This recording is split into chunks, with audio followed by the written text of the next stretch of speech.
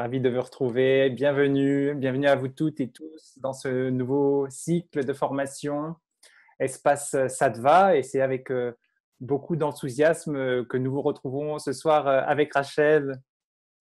Bonsoir tout le monde et ravi d'être là avec vous ce soir pour commencer un nouveau cycle de formation. Oui, effectivement, Rachel, on entame ce soir le nouveau cycle de formation nutrition et gestion du stress avec l'Ayurveda, avec 3 nouvelles séances. La première aujourd'hui, où on va parler de la compréhension du système digestif avec l'éclairage de l'Ayurveda. Le mardi 15 décembre, on se retrouvera pour une deuxième séance où là, on verra quels aliments il faut choisir en hiver selon l'Ayurveda pour soutenir notre système digestif. Et enfin, le mardi 19 janvier, on vous présentera les 5 pièges alimentaires à éviter pour maintenir un bon équilibre mental. Voilà, ça c'est pour ce nouveau cycle en 3 sessions, nutrition et gestion du stress avec l'Ayurveda. Alors, les personnes qui n'ont pas assisté aux sessions de formation du cycle précédent, Ayurveda et psychologie, peuvent retrouver les enregistrements des 3 vidéos sur notre chaîne YouTube Sattva Ayurveda. Et avant de commencer, nous souhaitons tout d'abord la bienvenue aux nombreuses personnes qui nous rejoignent pour la première fois ce soir. Et bienvenue à vous toutes et tous. Et on salue aussi les fidèles qui nous suivent pour certains depuis les tout débuts de la formation Ayurveda pour tous. Donc on doit dire qu'avec Rachel, on est très touchés par votre présence régulière à nos côtés. Pour la plupart d'entre vous, vous connaissez nos activités, les conférences et ateliers méditation, comme ce soir, ces rendez-vous gratuits, mais vous connaissez aussi les consultations en Ayurveda qu'on vous propose, les stages Ayurveda en ligne. On aura notamment le prochain stage qui aura lieu ce dimanche, le 22 novembre, où on ira plus loin dans la compréhension du système digestif selon l'Ayurveda. On développera notamment le concept d'Agni, le feu digestif. Il y aura aussi un atelier cuisine où on vous présentera des recettes. Vous connaissez certainement aussi la formation en e-learning, le fameux programme Ayurveda pour tous, en 12 heures de cours très intenses, très denses, qui vous présente les fondamentaux de l'Ayurveda.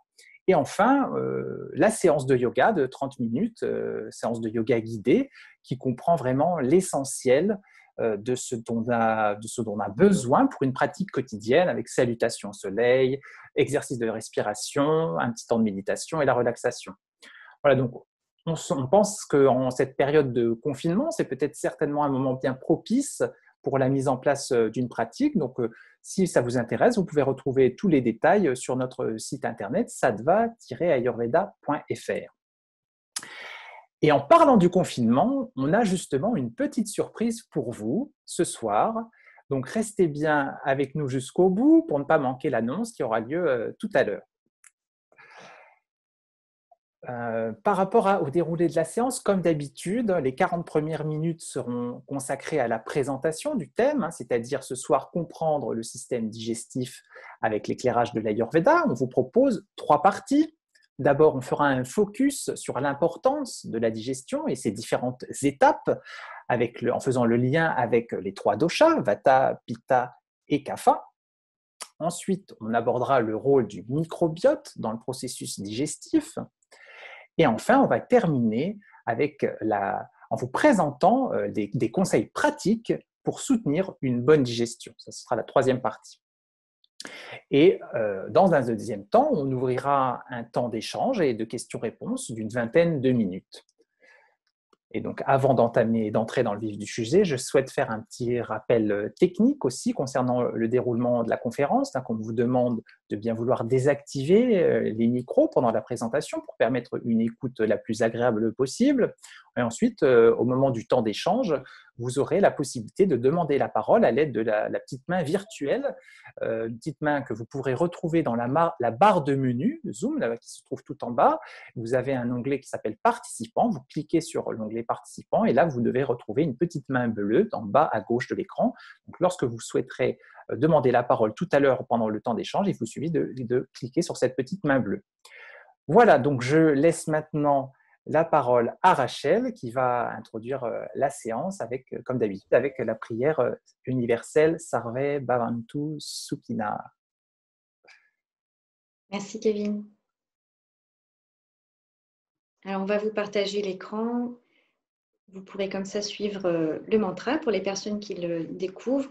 C'est un mantra qu'on chante régulièrement en Inde.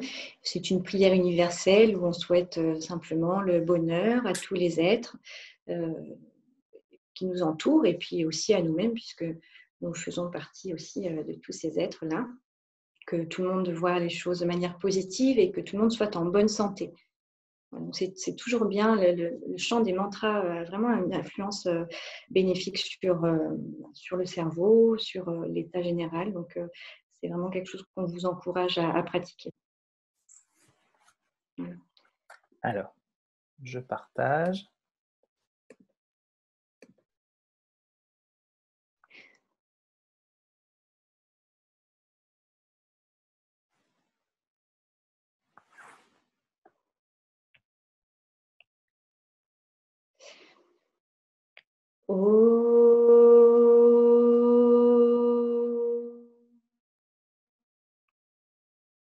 Sarve Bhavantu Sukhina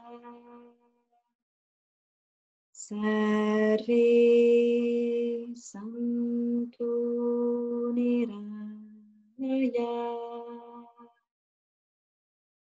Sarve Bhadrani Pashyantu Ma Kaschit Dukkha Bhang Bhavet.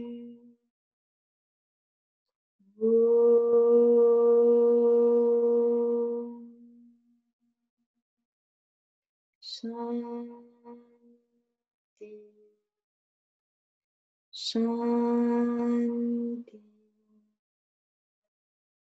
Shanti.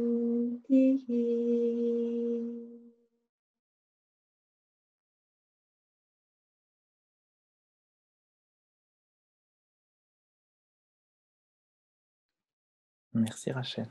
Merci. J'arrête le partage. Peut-être on peut juste dire que le mantra, on peut le retrouver aussi. On a fait une vidéo sur la chaîne YouTube. Donc, si vous voulez l'écouter, une petite vidéo qui dure 6 minutes, c'est Rachel qui chante ce mantra et c'est vraiment très, très chouette. Alors, c'est parti pour notre programme du soir sur le système digestif.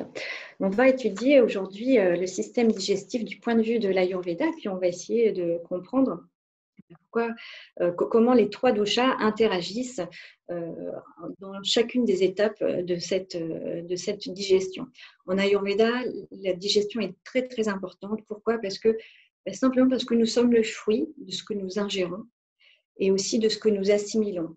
C'est-à-dire que c'est une chose importante de bien choisir notre alimentation, mais c'est aussi important de bien pouvoir assimiler les nutriments. Et ça, assimiler les nutriments, c'est ce qu'on appelle le feu digestif, Agni, et on le verra particulièrement dimanche pendant le stage. Et aujourd'hui, on va vraiment travailler sur le système digestif dans sa globalité pour comprendre comment chacun des 3 doshas, Vata, Pitta, Kapha, interviennent à chacune des étapes de la digestion. Comment ces 3 doshas travaillent constamment au quotidien pour une bonne digestion, pour une bonne assimilation, pour une bonne santé, qu'elle soit physique et mentale. Alors, qu'est-ce que c'est la digestion ? Eh bien, c'est simplement un processus de transformation des aliments en nutriments, c'est-à-dire en molécules qui vont être assimilables par le corps. Et pour ça, on a besoin d'un tube digestif. Donc, un tube digestif, c'est-à-dire tout le contenant dans lequel vont progresser les aliments depuis l'ingestion, donc depuis la bouche jusqu'à l'œsophage, et puis ensuite l'estomac, et puis l'intestin grêle, et puis le gros intestin, et ça se termine par le rectum et l'élimination par l'anus. Donc ça, c'est le tube digestif. Et puis, on a besoin aussi d'autres organes qui ne font pas partie du tube digestif, mais qui sécrètent des sucs digestifs importants pour la digestion chimique. Et qui, voilà, ces sucs vont être dispersés dans notamment l'intestin grêle. Alors, peut-être que tout ça est un peu loin. On a étudié le système digestif il y a très longtemps à l'école. Tout ça n'est pas toujours très frais. Donc, on va regarder une petite image qu'on va garder en visuel pour soutenir un petit peu ce que je vais vous expliquer. Alors, je vais vous partager l'écran.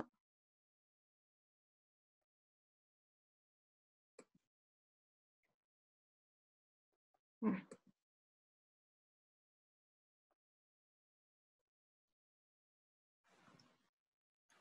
C'est tout bon. C'est tout bon. Voilà, donc c'est une photo que j'ai prise sur Internet, du site visiblebody.com, et qui montre ce tube digestif. Et donc, on va y revenir. Vous voyez là la cavité buccale, donc on ingère les aliments ici. Puis, il va y avoir la mastication, et ensuite, on descend là dans l'œsophage. Ensuite, les aliments vont baigner là dans l'estomac à un certain moment, ils vont être brassés. Et c'est ce qu'on appelle ensuite cette bouillie, le chyme. Ensuite, ils vont aller dans l'intestin grêle. Donc, c'est toute cette tuyauterie qui mesure à l'âge adulte à peu près 8 mètres. Donc, vous voyez, c'est quand même très, très, très, très, très important, très long. Et c'est dans cette partie que se fait l'essentiel de l'assimilation, de l'absorption des nutriments. Ensuite, tout ce qui ne va pas être assimilé va être éliminé, notamment, ça passe là dans le gros intestin. Donc, vous voyez, le côlon, il est en 3 parties. Il y a l'ascendant, le transversal, et puis le côlon descendant.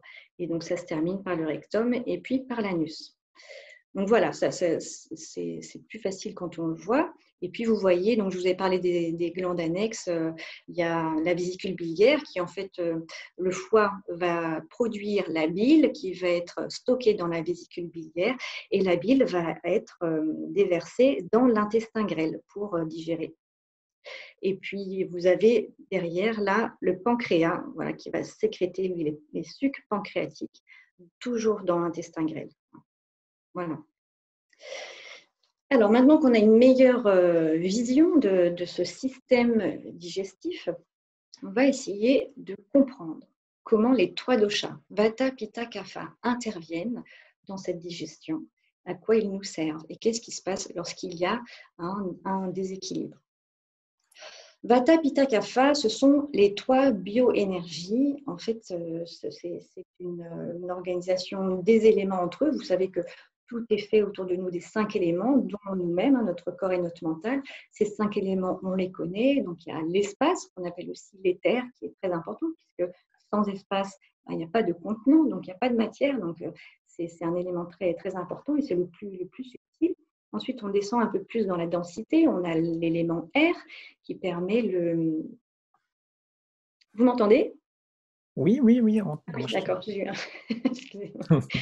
Il y a l'élément air qui permet le mouvement. Et puis ensuite, on a l'élément feu. L'élément feu qui permet par la chaleur la transformation. Et puis ensuite, on a l'élément eau qui permet la fluidité, aussi la purification, et l'élémentaire qui est le plus grossier des éléments, qui permet la stabilité et l'équilibre. Donc ces 5 éléments, ils sont partout, et puis ils sont organisés par paires pour créer ces 3 bioénergies qu'on appelle les doshas. Le dosha Vata, c'est la réunion de l'élément espace et air.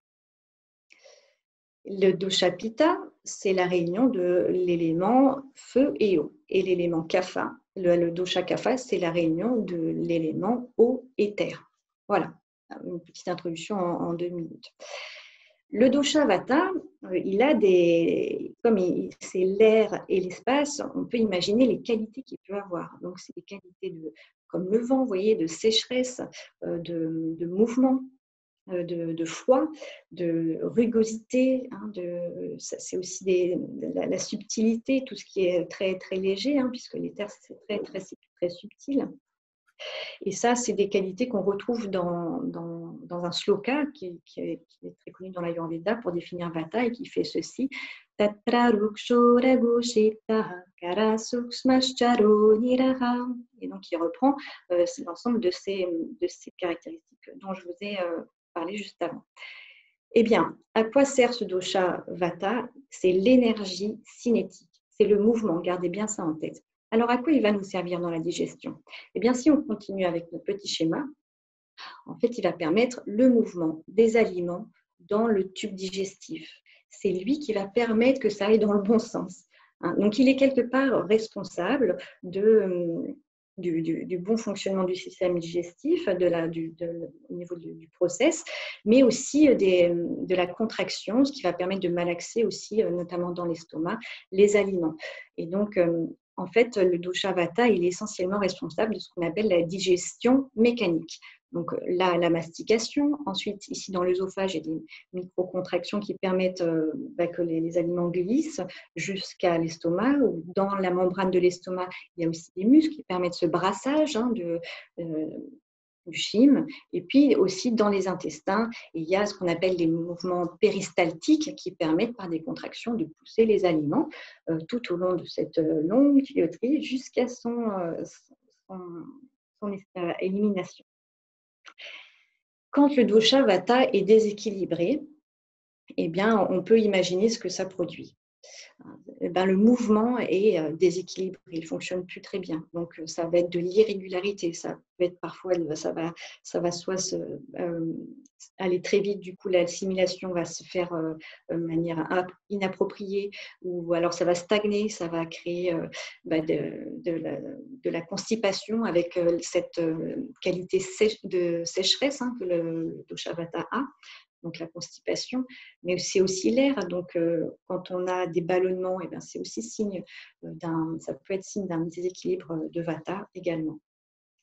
Dans le dosha vata, il y a des sous-divisions. Bon, c'est un petit peu plus complexe, mais pour les personnes qui connaissent un petit peu, il y a 2 sous-divisions de vata qui sont très impliquées dans la digestion. C'est samana vayu, qui permet justement, par les mouvements péristaltiques, etc., le mouvement des aliments tout au long du tube digestif. Et puis apana vayu, qui permet justement l'élimination aussi par le mouvement des déchets. Et puis samana vayu, il permet aussi de séparer, c'est aussi du mouvement, séparer ce qu'on va pouvoir assimiler de ce qu'on va éjecter. Voilà pour le dosha vata. Sur le dosha pitta, on l'a vu, c'est le feu et l'eau. Bon, il y a beaucoup plus de feu. Donc, le dosha pitta, il est responsable de la transformation. Il a des qualités fluides, parce qu'il y a quand même de l'eau. Il a la qualité de précision, de quelque chose qui est très pénétrant, de chaleur, évidemment. C'est aussi les qualités de légèreté, d'odeur qui émanent du processus de transformation. C'est aussi la rapidité et tout ça confère les qualités du dosha pitta qu'on retrouve dans le sloka qui fait ceci. Pittam sasneha tikshnoshnam rago visram saram dravam. Voilà. Donc le dosha pitta, avec toutes ces caractéristiques, retenez que c'est la transformation. C'est l'énergie métabolique. C'est grâce à lui qu'on va passer d'une structure à une autre. Eh bien, dans la digestion, c'est essentiellement les enzymes. Toute l'activité des enzymes est liée au dosha pitta. Donc, on l'a ici au niveau de la mastication, puisque les glandes salivaires commencent déjà la digestion des glucides. Ensuite, ça reprend dans l'estomac, où là, les sucs gastriques vont commencer la digestion des protéines.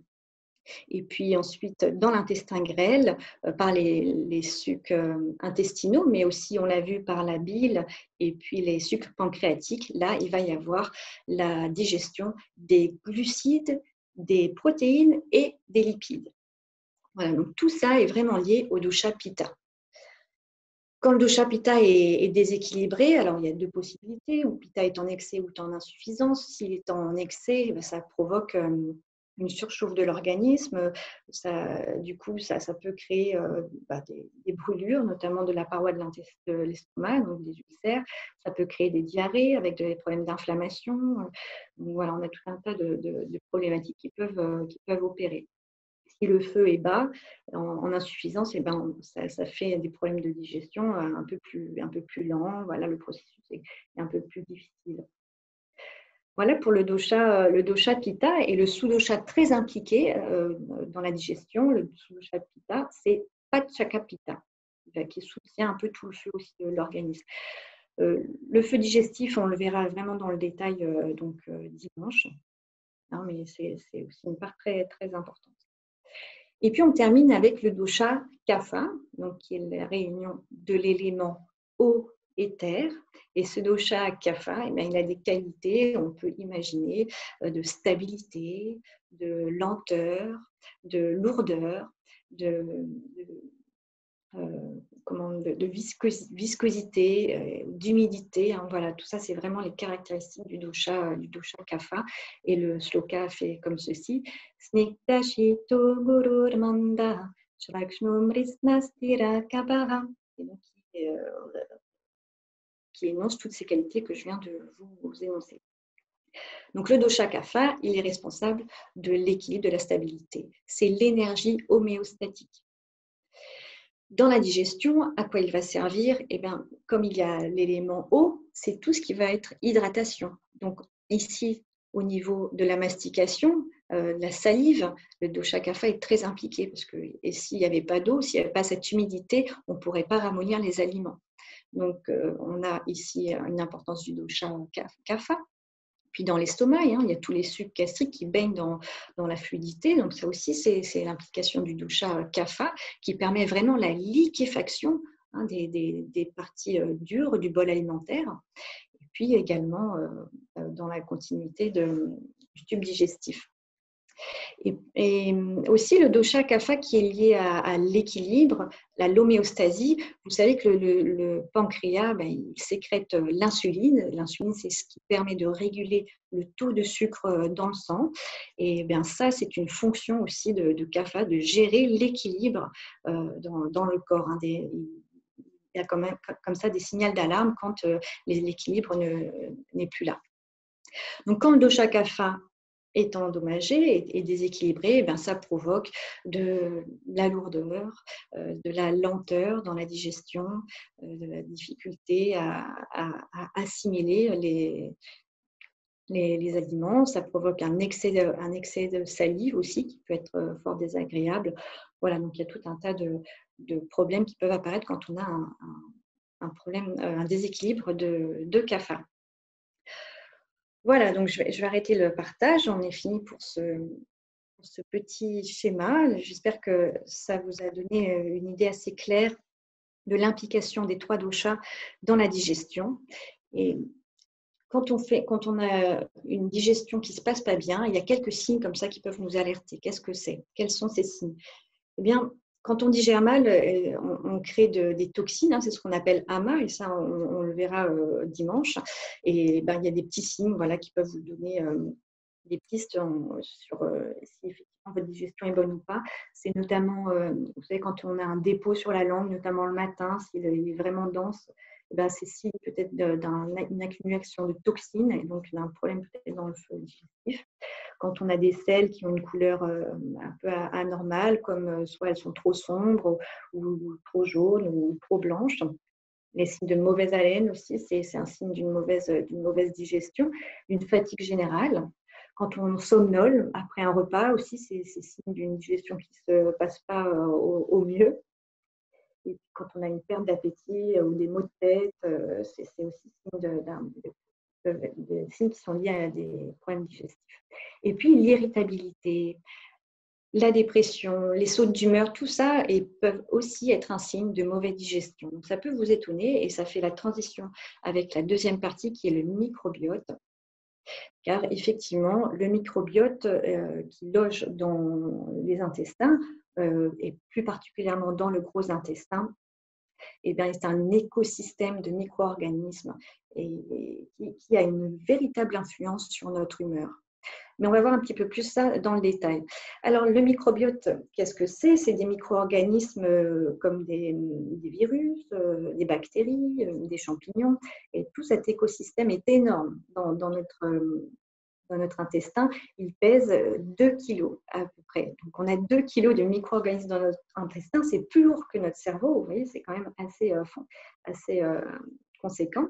Et c'est 100 fois plus que de bactéries que de cellules humaines. Donc, vous voyez, souvent, on peut penser qu'on est plus humain que bactéries, mais en fait, on a quand même beaucoup plus de bactéries dans le corps. Et c'est aussi 100 fois plus de gènes que le génome humain. Et ça montre un potentiel incroyable sur ce qu'on peut faire avec ce microbiote en termes de traitement au niveau de la santé. Alors, ce microbiote, on en entend beaucoup parler en ce moment parce qu'en fait, on a récemment découvert l'importance qu'il a dans certaines maladies, son implication. C'est ce qu'on appelait auparavant, sous un nom un peu plus poétique, la flore intestinale.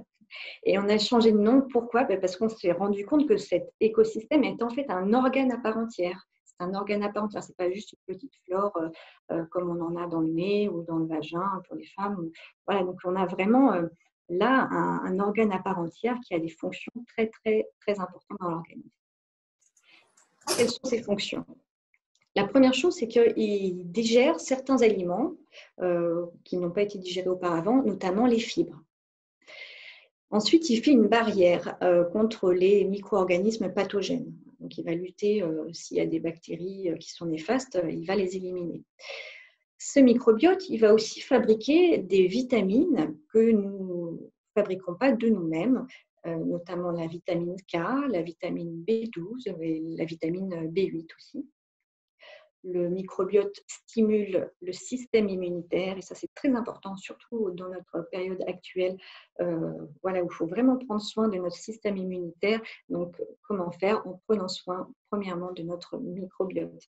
Et puis aussi, le microbiote, ces bactéries, elles sécrètent des neurotransmetteurs que notre cerveau aussi sécrète. Et donc, ce sont des neurotransmetteurs qui ont aussi un rôle dans l'état mental, dans la gestion du stress, dans l'anxiété. Donc, par exemple, il y a la sécrétion de GABA et de sérotonine, qu'on connaît comme le neurotransmetteur du bonheur. Voilà, donc c'est quand même un organe très, très important et qu'on méconnaissait jusqu'à présent dans la science moderne, mais en fait, dans l'Ayurveda, c'est connu depuis que l'Ayurveda existe. C'est-à-dire qu'on avait, dès le début, fait le lien entre les intestins, donc ce microbiote, et la santé mentale, notamment le système nerveux, hein, qui est géré par le dosha vata, et où est logé principalement ce dosha vata, son siège, c'est justement dans l'intestin. Donc, vous voyez à quel point, finalement, dans l'Ayurveda, on avait déjà cette connaissance, mais c'est très bien que ça soit aujourd'hui découvert, qu'il y a encore des études en cours pour qu'on puisse s'en servir de ce microbiote pour peut-être guérir certaines maladies. Alors, qu'est-ce qui se passe quand il y a un problème avec ce microbiote? Comment ça se concrétise? Quand il y a un déséquilibre du microbiote, ça se manifeste par une diminution du nombre de micro-organismes. Donc, le microbiote est appauvri, mais aussi une diminution de sa diversité. Donc, si vous avez un microbiote appauvri et non diversifié, eh bien, vous avez de grandes chances d'avoir des problèmes de santé. Alors, en fait, on s'est rendu compte, par ces études récentes, que certaines personnes, que les personnes ayant telle ou telle maladie présentaient les mêmes troubles de ce microbiote. Donc, le déséquilibre du microbiote s'appelle la dysbiose. Donc, par exemple, chez les personnes obèses, on s'est rendu compte qu'il y avait une même dysbiose, un même déséquilibre du microbiote. Les personnes qui souffrent du diabète de type 2 aussi, qui est lié à l'obésité. On a aussi découvert dans les maladies neuropsychiatriques ou neurodégénératives que le microbiote était impliqué, notamment les maladies de Parkinson, d'Alzheimer, l'autisme et aussi la dépression. Le microbiote est aussi impliqué dans des maladies comme les allergies ou des inflammations du côlon, qu'on appelle la maladie du côlon irritable. Donc finalement, on voit bien qu'on peut faire, on peut vraiment améliorer sa santé déjà en prenant soin de nos intestins. Alors comment en prendre soin? Tout d'abord en le nourrissant. Comment on nourrit notre microbiote? Ces petites bactéries, elles ont besoin de nourriture. Et de quoi elles se nourrissent? Elles se nourrissent de fibres. Donc, il faut apporter des fibres, donc par des légumes, des crudités, etc.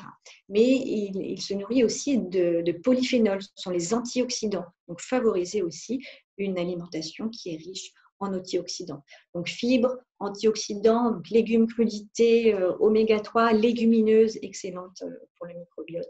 Et puis, il y a des super aliments qu'on commence à connaître maintenant en Occident, mais qui existent depuis très longtemps en Ayurveda, comme le moringa, qui est un arbre exceptionnel et qui est extrêmement riche et en fibres et en antioxydants, mais aussi de plein d'autres choses. Donc, c'est une plante vraiment centrale dans l'Ayurveda. On dit qu'elle soigne plus de 300 maladies.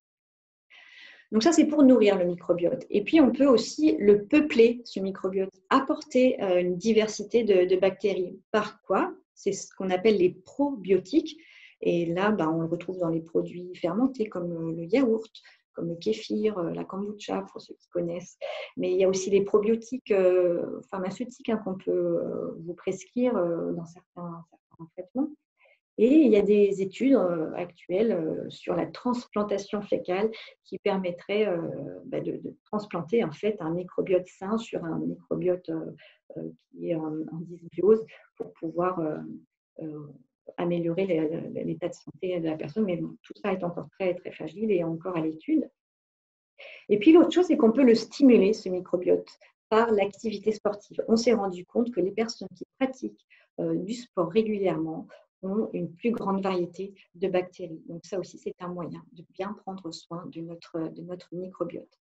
Par contre, les choses à éviter, vous vous en doutez, c'est les excès de graisses saturées, tout ce qui est sucre industriel, c'est le fructose, les édulcorants, les faux sucres, que ce soit l'acésulfate de potassium, l'aspartame, tout ça c'est très mauvais pour le microbiote. Tout ce qui est cuisson à haute température, puisque on enlève tout ce qui est antioxydants et ça ne va pas nourrir le microbiote. Tout comme les régimes alimentaires qui sont appauvris en fibres. L'eau du robinet aussi est assez néfaste parce que, à cause de quoi? À cause du chlore, tout simplement. Donc, pour ça, on peut investir dans un filtre qui permet au niveau du robinet de filtrer le chlore, mais aussi d'autres substances polluantes. Puis les antibiotiques, évidemment, on sait que ça détruit la flore intestinale. On fait comme on peut. Quand on doit en prendre, on en prend. Et d'ailleurs, quand on vous en prescrit, très souvent, on vous prescrit aussi des probiotiques. Voilà, donc il y a plein de choses que vous pouvez trouver sur le microbiote, sur Internet, des ouvrages aussi. Il y a le docteur Gabriel Permuté qui a écrit un livre récemment qui s'appelle Stress, hypersensibilité, dépression. Et si la solution venait de nos bactéries? Voilà, donc ça vous pouvez trouver facilement si vous voulez aller un petit peu plus loin sur le sujet. Et pour clôturer ce chapitre, en fait, on se rend compte dans toute l'étude de ce système digestif, on a le choix de choisir des bons aliments, et ça c'est très très important. On a aussi la capacité à prendre soin de notre feu digestif, et ça on le verra dimanche.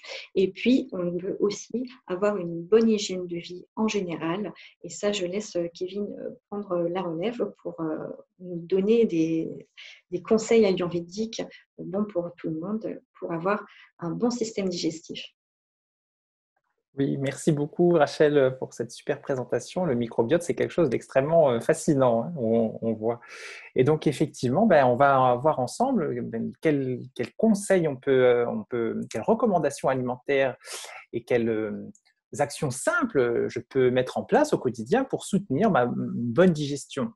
Et je pense que ça ne surprendra personne que on commence avec des conseils et des recommandations alimentaires. Le choix de la nourriture qu'on va ingérer est primordial.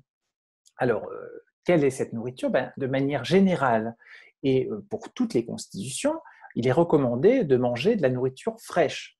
Qu'est-ce que ça veut dire de la nourriture fraîche? C'est-à-dire qu'elle est préparée moins de 3 heures avant la prise du repas, en utilisant des ingrédients bio ou les plus naturels possibles, des ingrédients produits localement, si possible, des fruits et légumes de saison. On va éviter au maximum la nourriture industrielle, les aliments surgelés, les aliments réchauffés en conserve qui vont affaiblir notre capacité digestive et qui vont favoriser l'accumulation de toxines dans nos systèmes, ce dont parlait tout à l'heure Rachel, le concept d'amas, de toxines. Et puis, on va choisir aussi une nourriture, une alimentation qui va être adaptée à notre profil ayurvédique, à notre constitution.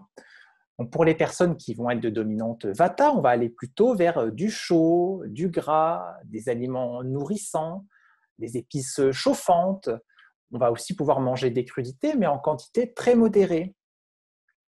Pour les personnes qui sont plutôt Pitta, là, on va privilégier une nourriture à ce moment-là consistante en intégrant des épices et aromates rafraîchissantes, telles que la coriandre fraîche ou en poudre, le fenouil, la menthe. On va utiliser aussi, on va intégrer le yaourt ou les produits laitiers. Et puis, on va pouvoir utiliser des céréales apaisantes comme le riz, le blé. Et puis, l'aliment phare pour réguler les perturbations du dosha pitta, c'est le ghee, hein, qu'on retrouve partout dans la littérature ayurvédique. Pour les personnes qui sont à dominante kapha, là, on va aller vers des aliments légers, les légumes, on va utiliser des céréales chauffantes telles que le sarrasin ou le millet. On va pouvoir intégrer davantage de crudités. Et puis, on va pouvoir cuisiner aussi des ingrédients de nature astringente, comme le curcuma, les haricots mungo, les pois chiches. On va pouvoir intégrer aussi des aliments de saveur piquante, hein, le piment, la moutarde, le poivre, le gingembre, etc. Il y en a pas mal. Et puis, on va aussi limiter tout ce qui est produits laitiers, le sucré. Pour les personnes de tendance kapha, hein, si on veut apporter une touche de sucré, on va plutôt privilégier du miel. Voilà. Donc tout ça, on aura l'occasion de développer davantage, notamment l'utilisation des épices et aromates lors de notre stage du 20 décembre, un stage où on verra en détail quelles sont les épices qui sont bonnes pour apaiser un dosha en excès et quelles sont celles qui sont recommandées au contraire pour stimuler un dosha en insuffisance lors de ce stage du 20 décembre sur les épices, l'utilisation des épices en Ayurveda. Alors, qu'est-ce qu'on peut aussi mettre en place pour soutenir cette fonction digestive? Eh bien, un geste extrêmement simple, mais qui va faire toute la différence, c'est tout simplement de boire de l'eau chaude régulièrement tout au long de la journée. On peut prendre de l'eau chaude aussi au réveil, avant toute chose, prendre 2 verres d'eau tiède. Ça va vraiment soutenir, ça va contribuer au bon fonctionnement du système digestif. Ça va soutenir le feu digestif, ce fameux Agni dont on parlera également dimanche. On va aussi s'attacher à utiliser des méthodes de cuisson appropriées. Hein. La façon dont on va cuisiner les aliments a toute son importance. On va éviter les cuissons à haute température, tout ce qui est barbecue, four ou la friture. Ça va dénaturer les aliments, leur faire perdre leur qualité nutritionnelle. On va éviter l'utilisation du micro-ondes, bien sûr, qui détruit complètement la structure moléculaire des aliments. Et on va aussi éviter de conserver les fruits et légumes au réfrigérateur quand ce n'est pas nécessaire, parce que là aussi, on dégrade les qualités nutritionnelles des aliments. Et donc, si on bannit toutes ces méthodes de cuisson, on va privilégier au contraire des cuissons vapeur ou des mijotages à basse température. Un autre élément important qui va soutenir la digestion et la façon dont on va assimiler nos aliments, c'est l'environnement. L'environnement dans lequel on va prendre nos repas. Il est recommandé de prendre ces repas dans une atmosphère calme, un environnement aux caractéristiques un petit peu kapha. Hein. On va ralentir le rythme, on va se poser, on va éviter de manger debout ou sur le pouce. On va aussi penser à prendre du plaisir en mangeant, à éprouver du contentement, de la satisfaction. Et puis, on peut aussi éprouver un sentiment de gratitude pour la nourriture qu'on ingère. Donc, ça, c'est vraiment aussi quelque chose de très important, l'environnement dans lequel on va se nourrir. Et puis tout à l'heure, Rachel le disait aussi, pour soutenir le microbiote, et donc pas que le microbiote, mais toute notre fonction digestive, on peut pratiquer une activité physique régulière. Alors quand on parle d'activité physique, on parle aussi d'une activité modérée. Hein, donc 30 minutes de marche par jour, ça va être une dose appropriée pour stimuler les fonctions des doshas pitta et vata, hein, notamment le péristaltisme intestinal dont on parlait tout à l'heure. On peut aussi faire 30 ou 40 minutes de vélo, par exemple. Alors, je reviens sur cette notion d'exercice modéré, hein, c'est vraiment important, et ça va concerner essentiellement les personnes de constitution Pitta et Vata. Les personnes majoritairement de constitution Kapha vont pouvoir, elles, faire un exercice un petit peu plus soutenu. Et donc, on peut parler d'un exercice modéré quand le corps nous envoie le signal, c'est-à-dire la légère transpiration au niveau du front, qui va nous donner le signal qu'on est arrivé à une intensité d'exercice suffisante. Voilà. Et donc, un dernier conseil sur le soutien à notre système digestif, c'est de limiter notre exposition au stress. Ça, c'est quelque chose aussi également très important. Le stress, il va avoir une action néfaste, hein, sur notre système digestif. Ce n'est pas quelque chose qui est toujours facile à mettre en place, compte tenu de nos modes de vie, de la pression des rythmes quotidiens, les objectifs professionnels, parfois les conflits, notre environnement direct. Et puis, on peut s'en apercevoir tout simplement avec la situation sanitaire actuelle qui est liée au virus, qui reste assez anxiogène. Donc, il faut trouver des solutions pour limiter l'impact de ces situations génératrices de stress. Alors, comment est-ce qu'on peut faire? Eh bien, on peut mettre en place une pratique de yoga, par exemple. On peut utiliser des exercices de respiration, on peut utiliser de la relaxation, on peut mettre en place une pratique de méditation. Et puis, toutes ces pratiques vont stimuler le système parasympathique, le nerf vague, pour permettre un relâchement profond, qui va permettre une prise de recul, une plus grande clarté mentale, qui va permettre de faire face aux situations anxiogène, et donc qui va permettre aussi une bonne digestion. Voilà, donc ça c'est un petit peu ce qu'on voulait vous présenter comme action simple et que vous pouvez mettre en place au quotidien pour soutenir votre système digestif. La liste n'est pas exhaustive, mais il y a quand même déjà pas mal de pistes à explorer.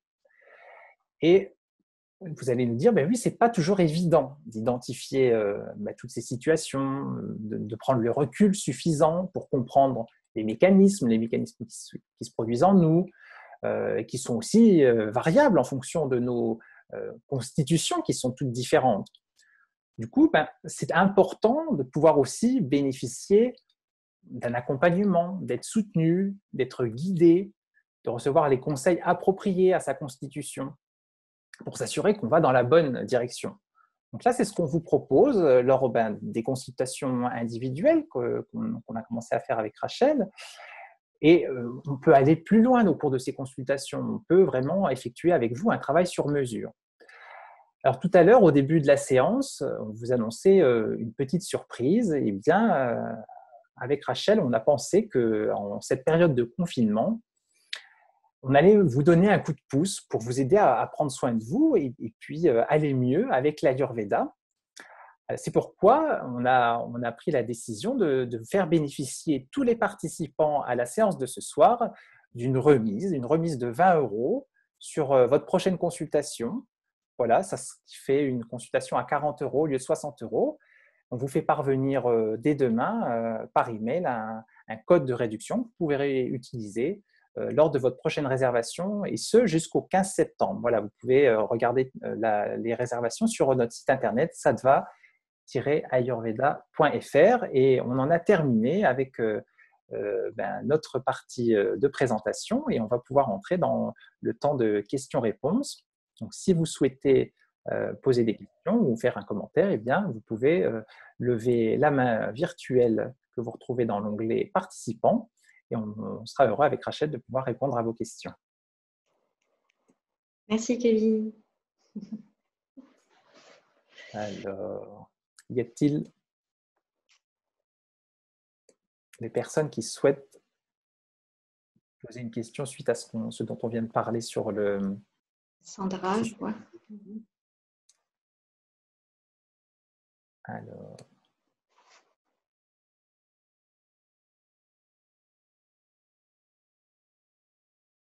tu vois quelque chose? Moi, je vois pas Oui, de… il y a 3 participants qui ont levé la main. Pourquoi je les vois Euh, pas? il y a Ah Sandra, oui, voilà. Sandra. Sandra, oui, voilà, je l'avais pas vu. Tout à fait. Alors, Sandra, à vous la parole. Sandra Bayeul. Vous pouvez réactiver votre micro et puis poser votre question. Oui, bonsoir, merci. Pour être sûr de son dosha, est-ce que… On ne vous voit pas, Sandra. Est-ce que c'est possible aussi d'activer votre caméra? J'essaie. Excusez-moi, j'arrive pas. Pour être sûr de son dosha, est-ce que sur votre site, il y a des tests ou, enfin, je sais pas, quelque chose pour être sûr de son dosha? Non, on n'a pas de test sur le site parce que en fait, c'est pas vraiment un bon indicateur, les tests. Pourquoi? Parce que ce que vous allez répondre, ça va vous donner votre vikruti, votre déséquilibre. Et du coup, vous allez penser que c'est votre prakruti, votre constitution de base. C'est souvent l'erreur qui est faite. Donc, les tests en ligne, c'est pas forcément juste. Et la meilleure manière, si ce n'est que d'avoir une bonne connaissance de soi-même, ce qui n'est pas évident avec les concepts de l'Ayurveda, c'est de se faire accompagner. Donc, c'est pour ça qu'on a mis en place ces consultations, parce que ça vous permet d'avoir une bonne connaissance de quel est votre prakruti, votre constitution de base, quels sont vos ou votre vikruti, que ce soit au niveau des 3 doshas, Vata, Pitta, Kapha, qu'au niveau des gunas, Sattva, Rajas, Tamas. Ok, donc j'ai besoin de faire une consultation avec vous pour connaître mon dosha. Enfin, tout ce que vous m'avez dit. C'est une option. Ok, merci beaucoup. Je vous en prie. Merci, Sandra. Merci. Alors, nous avons une autre question de Jennifer. Je ne sais pas si je prononce bien, Jennifer Néant. Si vous voulez réactiver votre micro et votre caméra, je puisse vous voir. Vous me voyez, vous m'entendez? Oui, bonjour Jennifer. Bonjour. Bonjour. Alors, merci pour cette conférence, c'était très intéressant. En fait, c'est quand on commence à avoir plusieurs problèmes qui s'accumulent depuis des années, on a l'impression qu'on a un peu de kapha, de pitta, de vata mélangés. Et du coup, vous parliez des alimentations justement spécifiques pour chaque dosha. Mais alors, comment on fait quand on a l'impression qu'on a des déséquilibres sur tous les doshas en fait? C'est pour ça que c'est important de connaître sa constitution de base. Ça donne déjà une direction vers laquelle aller. Si par exemple vous avez un feu qui est bas ou un excès de kapha, bon, ben, on va déjà agir là-dessus. Et si vous avez une constitution pitta, pour justement rehausser ce feu chez vous. Donc ça permet déjà d'avoir sa constitution de base en tête, ça permet de donner une direction. Et effectivement, les doshas, ils sont interconnectés, donc ils se déséquilibrent les uns les autres, surtout avec le temps. Surtout avec le temps. Donc et puis en Ayurveda, il ne faut pas rééquilibrer un dosha en déséquilibrant un autre. Il faut essayer de prendre tout ça un peu en considération. Et il y a aussi les gunas, en fait, qui sont les doshas du mental, qui sont aussi imbriqués là-dedans. C'est-à-dire que souvent, on a l'impression on a plus de vata dans le mental que dans le corps. Du coup, il faut aussi gérer ce vata mental. Donc, il n'y a pas que par l'alimentation. L'Ayurveda, ce n'est pas que l'alimentation. C'est évidemment très important. C'est le premier pilier de l'alimentation, mais aussi les autres exercices adaptés vont pouvoir aussi permettre de travailler sur le déséquilibre des doshas, s'il y en a plusieurs, que ce soit par des exercices, par des traitements particuliers, l'utilisation de plantes médicinales, pour justement pas revenir à votre état prakruti. Merci. Merci Jennifer. Merci Jennifer. Alors, nous avons une question de Maria. Maria Ariom. Hariom. Maria. Hariom. Ariom. Ariom. Merci beaucoup de ce partage précieux. C'est vraiment précieux. Et partager toutes ces informations et donner tous ces conseils. C'est vraiment un grand plaisir de vous voir en ligne, comme ça. On est Oui, pour nous connectés de aussi. loin. Et puis, j'aurais 2 questions pour vous. Donc, la première, c'est vraiment, faut-il manger quand on a faim ou mieux vaut-il avoir un rythme, genre manger 3 fois par jour et manger même si on n'a pas très faim, manger quand même. Et la deuxième question, c'est si le rythme de notre vie quotidienne n'est pas toujours pareil, c'est-à-dire on ne peut pas avoir des horaires fixes. Comment faire? Ben, déjà, pour la première question, on peut dire que l'idéal, c'est de manger. En fait, la faim, c'est un signal que nous envoie notre corps pour nous dire, bon, ben maintenant, c'est le moment de manger. Donc, il est plutôt préférable de manger au moment où on a faim, quand le corps dit, OK, je suis prêt pour recevoir de la nourriture, dans un premier temps. Donc, mais ça veut pas dire qu'il ne faut pas aussi instaurer une sorte de régularité dans nos manières de nous alimenter.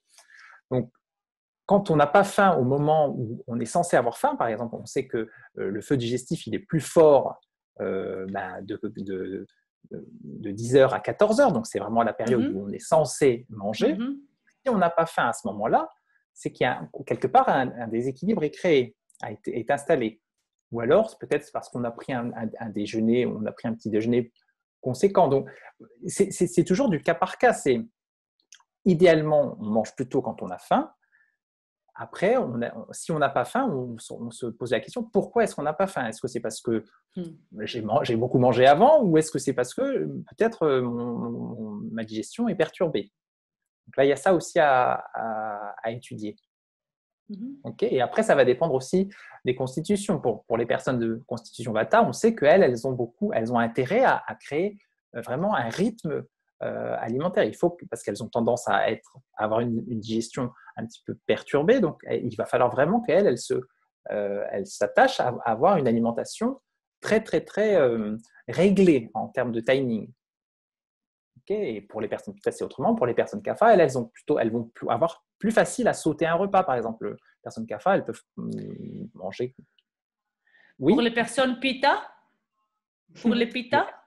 Mais les personnes Pitta, en général, quand leur feu digestif fonctionne normalement, la faim se manifeste de manière très claire. Donc, et en général, elle se manifeste au moment où le Pitta est le plus fort. Donc, si elles n'ont pas faim au moment où elles sont censées avoir faim, c'est que le feu digestif est perturbé. Ok. Et qu'est-ce qui se passe donc si la vie de tous les jours n'est pas bien rythmée?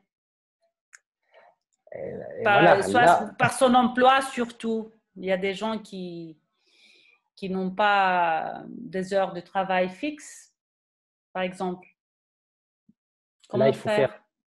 Comment faire? On fait au mieux, comme toujours. On essaye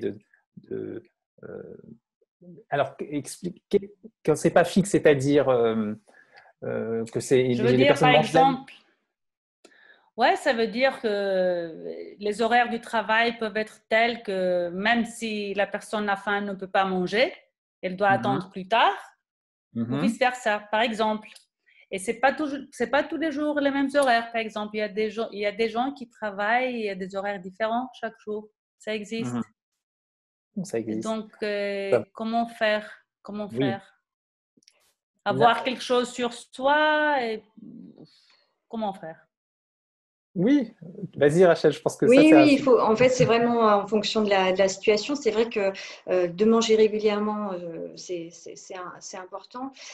Même si on a 10-15 minutes, avoir effectivement, comme tu dis, des petites choses sur soi, des amandes, mais des choses nourrissantes, pas des biscuits. Oui, bien sûr. Des choses bien, des dattes, des noix, en se disant, bon, j'aurai peut-être plus le temps ce soir. C'est vrai que le rythme de vie n'est pas toujours facile en fonction des métiers qu'on a, de la semaine, etc.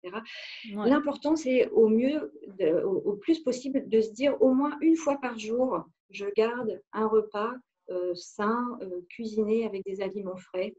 Et puis voilà, si c'est le midi, c'est le midi, si c'est le soir, c'est le soir, mais essayez au moins une fois par jour d'avoir un repas bien posé, assis, pas sur le pouce, etc. Si c'est pas possible du tout sur la journée, là, ça peut amener des déséquilibres. Quelle que soit la constitution. Mais en général, sur une journée, on peut au moins se trouver une heure pour avoir au moins un repas. Ça, c'est vraiment important. Même si c'est le soir, donc. Et le soir, voilà, du kitscheri. Du kitscheri le soir, oui. Avec des légumes. Super. Merci beaucoup. Merci Maria. beaucoup à tous les deux. Merci Maria. Hariom. Alors, nous avons Céline qui souhaite poser une question. Céline, est-ce que vous êtes avec nous? Oui, bonsoir. Bonjour Céline. Quel plaisir Vous nous aviez manqué de vous. Mais je vous suis sur les réseaux sociaux. J'ai eu peu de temps là, malheureusement pour me connecter, mais c'est un grand bonheur. Mais je ne vous lâche pas, je suis toujours sur les réseaux sociaux, je suis les mails et je me suis inscrite à les autres qui suivent parce que c'est vraiment précieux, vos enseignements. Merci beaucoup. Ma question était à propos de… Vous avez parlé de peupler, apporter la diversité et vous conseillez tout ce qui est kéfir, probiotique. Et je me demandais si c'était valable aussi pour le vata, avec tous les problèmes de digestion, la fermentation. Je me suis dit, est-ce que c'est vraiment recommandé pour tout le monde Oui, c'est vrai. Quand on a un déséquilibre vata, on est sujet au ballonnement, à l'air dans l'estomac. Et ça, c'est lié justement à la fermentation de ce fameux microbiote. Du coup, effectivement, il vaut mieux limiter les aliments qui fermentent. Mais on peut quand même trouver, par exemple, des fibres. Nourrir le microbiote par des fibres, c'est important. Mais ce que j'en pensais par rapport à votre question, c'est comment l'alimenter de nouvelles bactéries, c'est ça, avec des probiotiques. Eh bien, c'est plus dur. Pas évident, c'est vrai. Pas évident. Quand il faut voir ce qui est le plus dérangeant, quoi. Si c'est les ballonnements ou si c'est… D'accord. Après, ça peut rentrer dans des choses un peu plus complexes et médicales en fonction de la problématique. Mais effectivement, quand on a un désordre vata, qu'on est sujet à beaucoup de ballonnements, on va plutôt éviter les probiotiques. Dans ce cas, il vaut mieux aller consulter un médecin, voir quelle est la bactérie éventuellement qui pourrait nous aider. Mais en tout cas, on peut, sans forcément apporter des nouvelles bactéries, on peut continuer à nourrir déjà notre microbiote par les fibres, les antioxydants, tout ce qu'on a dit. D'accord. Après, les yaourts, en général, ça va, c'est quand même moins fermentant que peut-être le kéfir. Il faut sentir en fonction de votre organisme. Vous n'allez peut-être pas faire des gaz avec tel ou tel aliment, donc c'est aussi à tester. Bon, merci. Je vais me précipiter pour prendre mon rendez-vous de consultation. Et merci pour l'offre que vous avez faite. C'est vraiment un super joli cadeau. Merci beaucoup. Et pourtant, ce n'est pas Noël encore, mais bon. Merci Céline. Merci Céline, c'était un plaisir de vous voir. Merci. Alors, on va prendre une dernière question, parce que nous arrivons à la fin de la séance et nous avons Keridwen, j'espère que je prononce bien, qui a la parole. Oui, bonsoir, c'était très bien prononcé.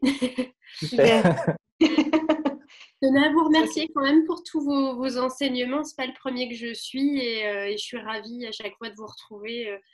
Vous êtes une superbe équipe, je trouve. Vous fonctionnez très bien, c'est chouette. Merci beaucoup. Merci. Moi, j'avais une question. Vous avez parlé au début de Samanavayu et Apanavayu.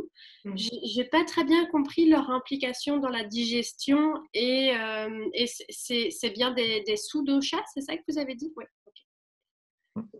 Donc, l'implication dans la digestion, en fait, qu'est-ce que j'ai raté? Tu veux y aller, Kevin? Oui, je parlais de… comme tout à l'heure, Rachel a expliqué que Samanavayu, c'est vraiment le mouvement. En fait, c'est un mouvement, ça va permettre le mouvement de tout le bol alimentaire dans tout le long du circuit du tube digestif. Et ça va aussi permettre d'aider à la séparation, en fait, lorsque dans le bol digestif, les aliments sont décomposés en micronutriments. Et dedans, il va y avoir une partie qui va être assimilée et une partie qui va être évacuée. Donc ça, Manayavayu, son rôle, c'est aussi de séparer ce qui va être absorbé de ce qui va être éliminé. Ça, c'est aussi le rôle de Samana. Donc le mouvement, de faire avancer le bol alimentaire tout au long du tube digestif et séparer l'essence, c'est-à-dire ce qui va être absorbé, de ce qui va être éjecté. Et puis, Apanavayu, lui, c'est vraiment la fonction d'élimination, c'est-à-dire ce qui va permettre les selles, donc la fonction au niveau du rectum et de l'anus, toutes ces contractions, ces muscles qui sont là, entre autres, hein, mais dans la fonction digestive, Apanavayu va être vraiment en charge de l'élimination. Ok. Ok. Merci beaucoup. Merci. Avec joie. Voilà, il restait une question, peut-être qu'on déborde de 2 minutes et on prend la question de Sophie. Oui, ça va pour tout le monde? Oui. Ok, super. Sophie, on vous écoute. Bonsoir, merci, c'est gentil. Bonsoir Sophie. Bonsoir, je voulais aussi très rapidement vous remercier. Je trouve que vous êtes un binôme fantastique, vous complétez très très bien. Et je voulais aussi revenir sur une question posée au début par rapport à la constitution. Après avoir consulté Rachel, j'ai découvert que c'était Pitta qui était le dosha dominant chez moi, alors que j'étais persuadée d'être Vata, et c'est d'ailleurs ce que me disaient les différents tests que j'avais fait sur le net, donc je ne peux que confirmer, et je voulais effectivement insister sur l'importance finalement de consulter un praticien plutôt que de faire des tests en ligne. J'ai une petite question en fait, tout simplement par rapport au quotidien, comme vous aviez, Kevin, conseillé les différents aliments à intégrer dans son quotidien en fonction de son dosha dominant. Vous êtes certainement concerné également, si on vit en couple, donc moi je suis Pitta, je soupçonne mon mari d'être plutôt Kapha. Comment on fait techniquement au quotidien? On va lever un. En fait, on n'est pas en couple avec Kevin. Non, mais je veux dire, peut-être l'un de son côté. Ah, d'accord. Voilà. Mais Okay. voilà, pour les personnes qui sont en couple et qui essayent de cuisiner, voilà, selon l'Ayurveda, comment je fais au quotidien si j'ai des aliments qui sont bons pour moi, mais qui le seraient beaucoup moins pour mon mari? Oui, là, c'est vrai que c'est une situation qui peut sembler compliquée, mais je pense que ça s'organise très bien. Ça peut être aussi une question de, non pas les aliments, mais les quantités. Parfois, on peut cuisiner des aliments qui vont être pas trop bons pour Kapha, mais on va en prendre en très petite quantité. Et puis, on peut aussi utiliser ce qu'on appelle, on verra ça aussi dans un stage à venir, des aliments tridoshiques, donc qui sont équilibrants pour toutes les constitutions.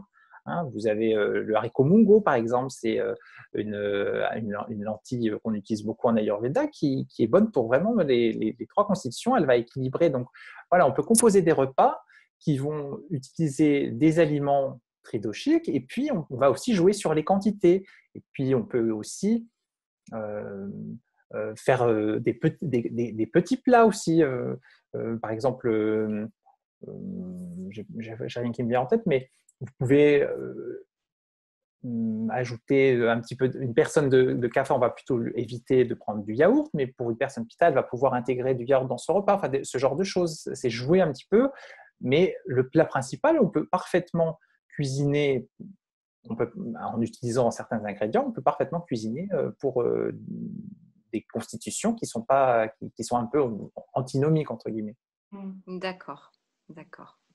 Je vous remercie. Et c'est pour ça aussi qu'on propose des recettes de cuisine, donc qu'on peut retrouver sur notre chaîne YouTube. On en a fait déjà plusieurs. Et puis c'est aussi pour ça qu'on propose les ateliers cuisine lors de nos stages, parce que c'est vrai que c'est pas facile de savoir comment cuisiner. Donc là, par exemple, le dimanche, on va montrer comment faire le ghee.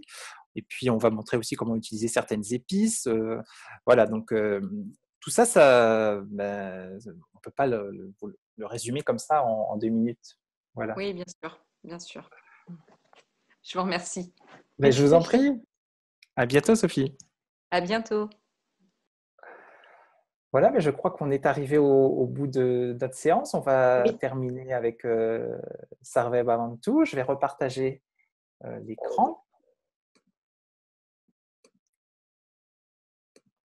Voilà.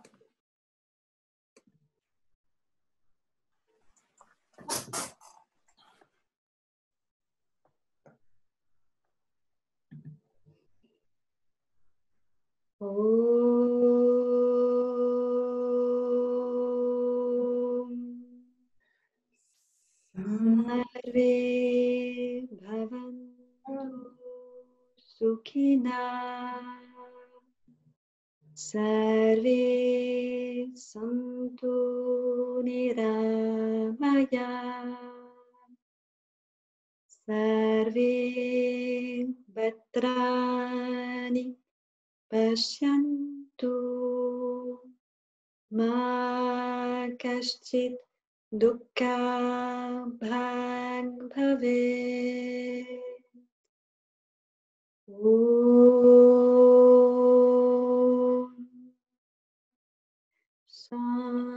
Shanti Shanti Shanti.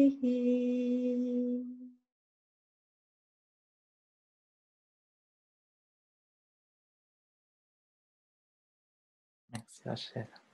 Merci. Soyez tous en bonne santé. Prenez soin de vous. Une très belle soirée à tout le monde. Et puis à dimanche pour certains. Et le prochain rendez-vous, c'est pour l'espace. Non, on a la conférence du 29 novembre. Oui, tout à fait. Le 29 novembre avec Vedia Shvin-Barot et Dr Kostopoulos. Un grand moment aussi, un webinaire de 3 heures. Française. Et voilà, avec traduction simultanée en français. Donc, n'hésitez pas à vous inscrire. On aura plaisir à vous retrouver aussi pour le 29. Voilà. À très bientôt. Bonne À soirée. bientôt.